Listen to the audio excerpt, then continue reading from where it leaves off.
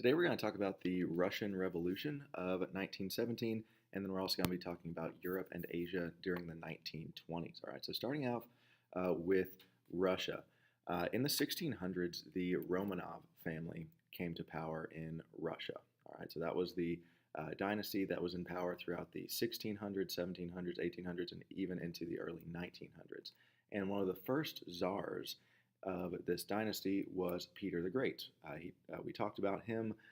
He was the one who really transformed Russia into an empire during his time as czar. He ruled from 1682 to 1721. And through a series of very successful wars, he was the one who made Russia a major European power, really made them relevant in a big way globally. And by the early 1900s, the Romanov dynasty was still in power. They still ruled over the Russian Empire, and the Russian Empire was still a major European power. And Peter's descendant, Tsar Nicholas II, the man you see in the picture right there, he ruled from 1894 to 1917. He would be the last Tsar of Russia. He was dethroned during the Russian Revolution, which we're about to talk about. So Tsar Nicholas II was very young when he took the throne, when his father, Alexander III, died. He was also very weak and indecisive. In a lot of ways, he was kind of similar to King Louis XVI of France during the French Revolution. Now, there had been a lot of assassination attempts on the lives of the previous czars of Russia, including the successful assassination of Nicholas's grandfather, Tsar Alexander II. Remember, he was the one who freed the serfs in 1861, and he actually was assassinated. Now, Nicholas and his wife, Alexandra, they had 5 children, as you see in the picture there, including their son, Alexei, who was actually very sickly throughout his life, and also their youngest daughter, as you see in the picture, Anastasia. You probably heard of the story of Anastasia. I think there was an animated movie that was mostly fictional about her, made in the late 90s. But that was the Romanov family. Now, there had been a growing anti-Romanov sort of sentiment in Russia for decades up to this point, and one group that very adamantly opposed the monarchy in Russia was this new political party in Russia called the Communist Party. Now, we have mentioned communism a couple times in this class already. This is the group that believes in the philosophy of Karl Marx. We talked about Karl Marx last unit. He wrote the Communist Manifesto in 1848, and this philosophy, communism, says that in order for the poor to rise out of poverty, the rich must be brought down through forced equality, forced atheism, and the suppression of all individual freedoms by a supreme ruler, by a strong government. And one of the leaders of this group was a guy named Sasha Ulyanov. Sasha Ulyanov. Now, he actually attempted to assassinate Tsar Alexander III. Now, this was Nicholas's father, Tsar Nicholas II's father. And when Tsar Alexander III survived this assassination attempt, he responded by having Sasha Ulyanov assassinated. Now, Sasha's younger brother would later have his revenge on the Romanovs, and his name was Vladimir Lenin. His name was Vladimir Ulyanov. He later changed his name to Vladimir Lenin, the guy you see in the picture right there. And he would be the one to bring about the Russian Revolution and bring communism to Russia. So World War I broke out in 1914, and Russia joined, as you know, on the side of the Allied powers. Now, the war was absolutely disastrous for Russia. Even though the Allied powers did technically win, more Russians died than people from any other country. Millions of Russians died in this war, and they really did not gain anything after the millions of their own people died. And this made the Russian people even more angry and dissatisfied with Tsar Nicholas and with the Russian monarchy in general, saying, hey, we just fought this war, we lost millions of lives, pretty much everyone knew someone who died, if not multiple people, and they didn't really gain anything. So this is one thing that really stirred up the spirit of revolution in Russia. Now, from February to March of 1917, that is when the Russian Revolution began. This is when Tsar Nicholas was forced to abdicate his throne. Remember, abdicate means to give up. He gave up his throne, ending 300 years of Romanov rule in Russia. The communists revolted and forced him to give up his throne in March of 1917. So Nicholas and his family were then forcibly moved to Siberia. Now, Siberia is really the coldest place on Earth, except for Antarctica. It's a place in eastern Russia, just always very, very cold there, very desolate, and that was seen as the place to send prisoners. So the former Tsar and his family, they were sent into exile into Siberia, and the fall of the Romanovs from power left a power vacuum in Russia. And what a power vacuum is when someone is in power is taken out of power, and there's no one there to take it over. So there's a struggle to get that power. All sorts of different groups try to seize it, and that's exactly what happened. And two groups tried to seize power. The first was the provincial government, and the second was the Bolsheviks, okay, also known as the Soviets. And this was the communist group led by people like Vladimir Lenin. Now, the Bolshevik Party was the communist group, as I said, that had been founded in 1903 by Vladimir Lenin. And Lenin had actually been exiled from Russia by Tsar Nicholas II many years before because of his very radical views. Then in August of 1917, Vladimir Lenin returned from exile to Russia and took over the Russian Revolution. He kind of took it in his hand there. Now, he was actually sent by the Germans back to Russia in order to wreak havoc in Russia and cause Russia to remove themselves from World War I, and it worked beautifully for the Germans. Okay, so Lenin had two young assistants during the Russian Revolution. One was Leon Trotsky, the guy on the top there, and then Joseph Stalin, okay, the picture underneath him. Now, they all firmly believed that the way forward was communism, pure communism, and to bring about communism, all anti-communists needed to be killed. Okay? They said that all anti-communists needed to be killed, needed to be done away with, and in October to November of 1917, Lenin seized power and took over the Russian government by force. All right, so this was the revolution brought to fruition in November of 1917. From that point on, the Bolshevik government ruled Russia. All right, so officially, the first communist nation was established. This is the first communist nation the world had ever seen. Within a few decades, there were about 30 communist nations in the world. Thankfully, the idea of communism has receded in recent years, and today there are only 5. But this was the first ever communist nation created, and it was in 1917. Now, one of Vladimir Lenin's first moves as the communist leader of Russia was to end Russia's participation in World War I. He said, "This is pointless. We're losing people left and right. We're not gaining anything. We need to focus on ourselves and make this idea of communism work and remove ourselves from World War I." Okay, so in March of 1918, with the Treaty of Brest-Litovsk, Lenin removed Russia from the war and ended Russia's allegiance to the Allied powers. And meanwhile, the Romanov family was still in exile. They were still alive, still in exile, and a lot of people wondered what would happen to the former royal family now that Lenin and the Bolsheviks were in power. What's going to happen to them now? Then in July of 1918, they got their answer. Lenin ordered their execution. So a group of Bolshevik soldiers ordered by Lenin took the Romanovs to their basement and shot them all to death, including their young children, including the sickly child Alexei and young Anastasia. So the communist takeover, as you see how really heartless it was, even to the point of killing children, especially of a royal family, this takeover sparked a civil war in Russia, because obviously not everyone was okay with this. Not everyone was okay with their former czar being killed and this communist takeover. So a civil war sparked in Russia between the Bolsheviks, which were known as the Red Army. Red is the color of communism. And then the anti-communists, which were called the White Army. Okay, so the Civil War occurred from 1917 to 1922, and it resulted in over 1 million deaths. So you have World War I that just wreaked havoc on Russia, and then you have the Communist Revolution, and then you have the Civil War, right? So much suffering, so much violence, just in a very short time in Russia. But it was won by the Red Army, and with the victory of the Communist forces, Russia became the Union of Soviet Socialist Republics, or the USSR. also known as the Soviet Union. Now, the Soviet Union does not exist anymore. In 1991, it was broken up, and now it's just Russia and several other states. But at this time, it became the USSR, also known as the Soviet Union.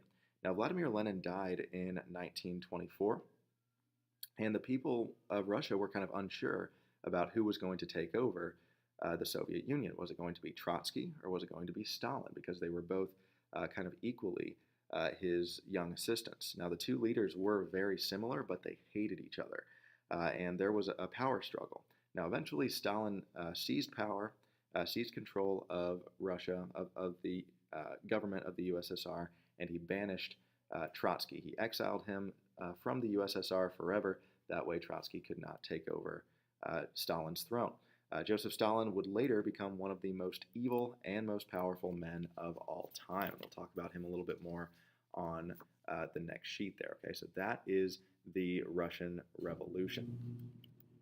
Now, the 1920s in Europe and Asia. We're just going to start by talking about Russia, since that's the topic we're on, and then we'll move on to some other countries. So Joseph Stalin took control of the Soviet Union in the 1920s, as we said, and his goal was to make Russia a perfect communist state. All right, a perfect communist state, that was his goal. Now, in order to accomplish this, he eliminated all of his enemies. He said he can't have any enemies living, otherwise he wouldn't be able to accomplish this goal of making Russia perfectly communist. So he created a secret police that spied on the Russian people and either scared or beat them into submission. Now, if you think about a Russian leader who created a secret police, you're probably thinking of Ivan the Terrible. And yes, Ivan the Terrible was the first one to do that. Stalin took his idea. Under Stalin, the government controlled all schools where children were indoctrinated in the values of the Communist Party. In order to be a teacher in the USSR under Stalin, you had to firmly believe in communism. You could not say any word about it. You could not say any word, against it. You couldn't say any word against Stalin himself. You could not criticize him whatsoever, and you had to teach the students about the values of communism. Stalin also outlawed all religion and replaced it with forced atheism. As you see in the picture there, that's just one example of a church that was destroyed by Stalin's secret police. He destroyed many churches, imprisoned and killed many people who would not give up their religion because atheism is one of the pillars of communism. Now, what happened to the people in Russia who opposed Stalin's opinions and actions, because you know not everyone went along with it, if someone said a word against Stalin or against his communist regime, the secret police might overhear it. They would arrest them and either execute them or send them to gulags. Okay, so a gulag is basically a concentration camp.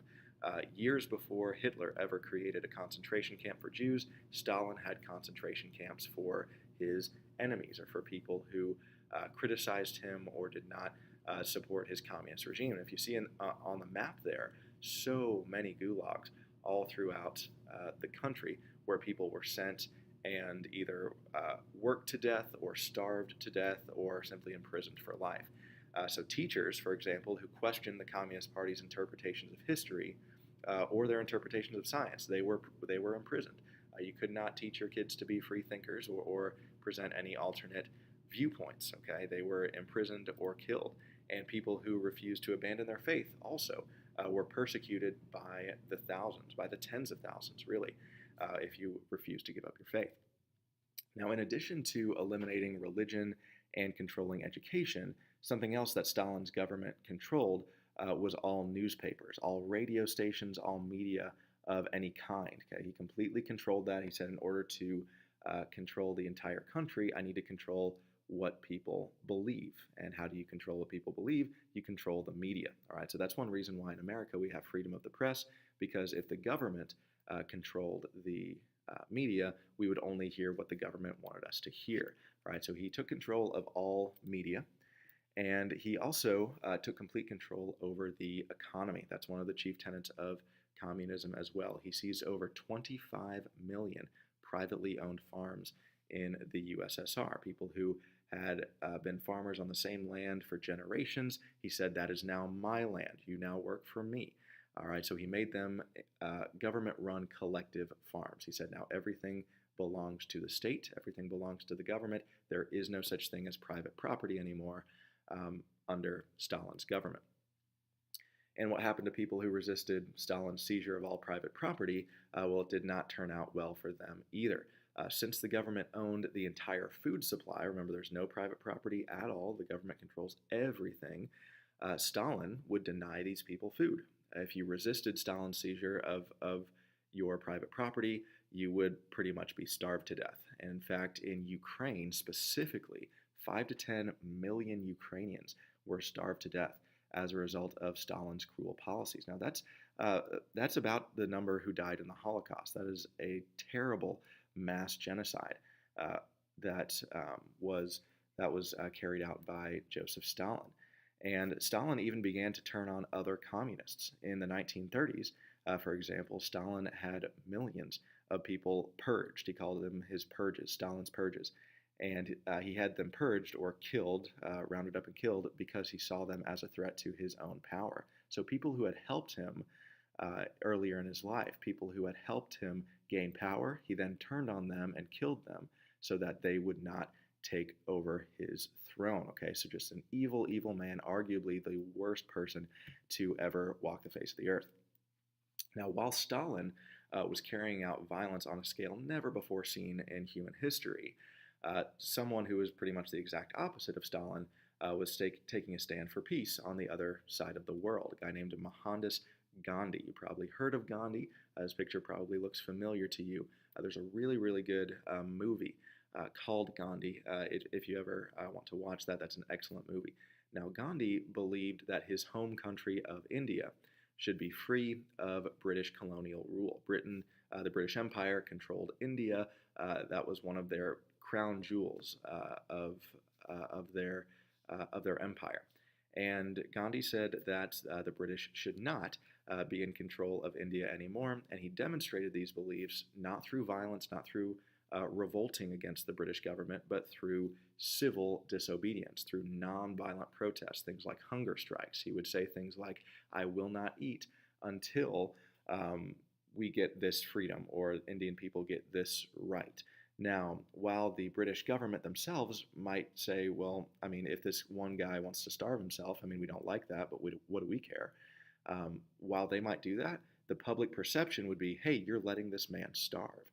All right, so because of that public perception, the British felt forced to give in to Gandhi's requests. And as a result of this, eventually, this slow progress, the British Empire finally gave India independence in 1948, showing that peaceful action works. It really, really works, and violent action usually does not. Now, the Ottoman Empire dissolved at the end of World War I and simply became Turkey. It broke up into several different countries, and the heart of it became Turkey.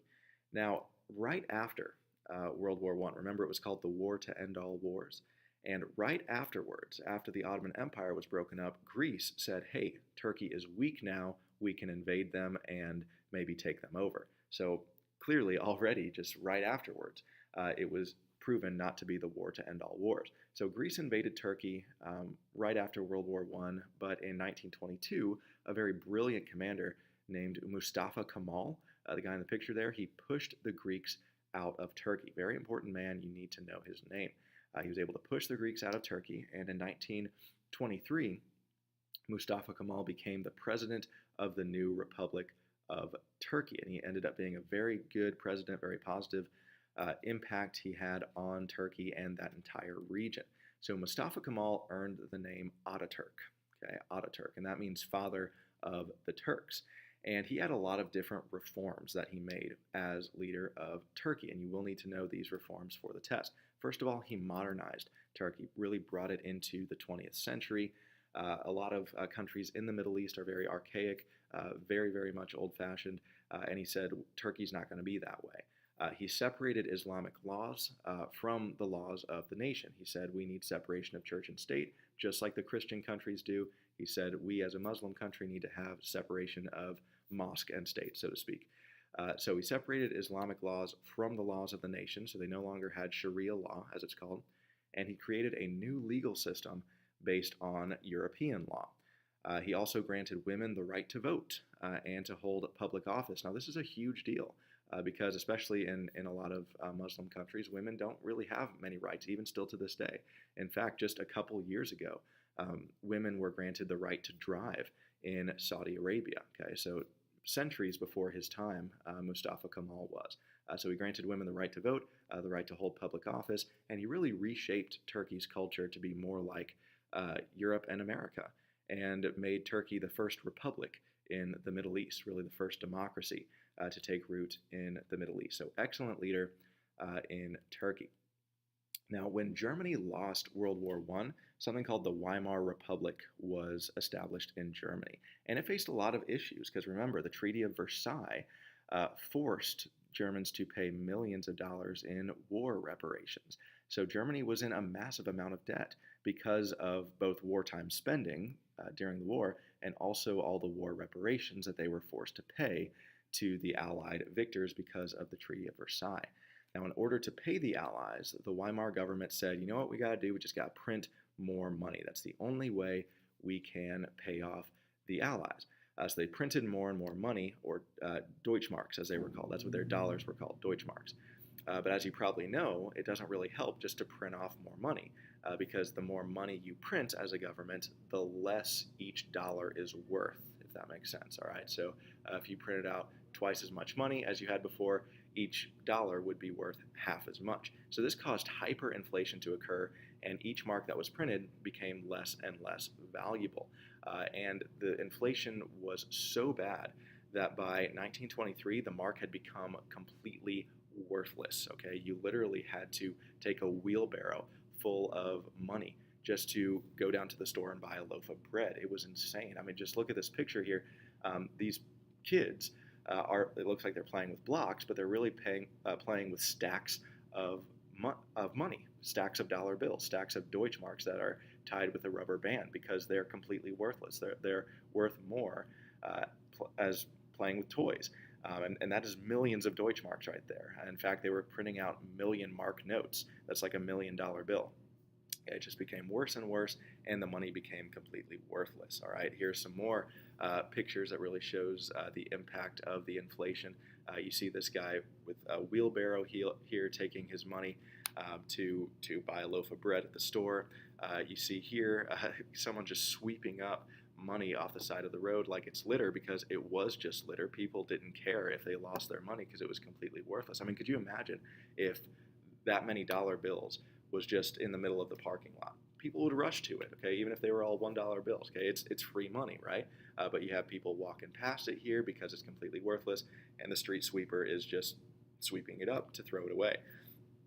And you have people, this picture on the right, this woman is using it as insulation in her walls. People would use it as insulation in their walls because it was more valuable in their walls than in their wallets. So what resulted from this hyperinflation in Weimar Germany during the 1920s was a complete collapse of the economy. While eventually the German economy was reconstructed, they got a different form of currency with a new leader, and eventually it became more stable. Germany had suffered terrible economic depression and humiliation. Not only were they humiliated by the Treaty of Versailles, but the rest of the world saw they couldn't even handle their own money, couldn't even handle their own economy, and really had to be bailed out by the Allies. So most Germans were very angry and resentful towards the Allied powers because of this, and in an attempt to restore and avenge Germany, new political parties began to emerge, including the Nazi Party. All right, so that is the 1920s in Europe and Asia. Let me know if you have any questions for me.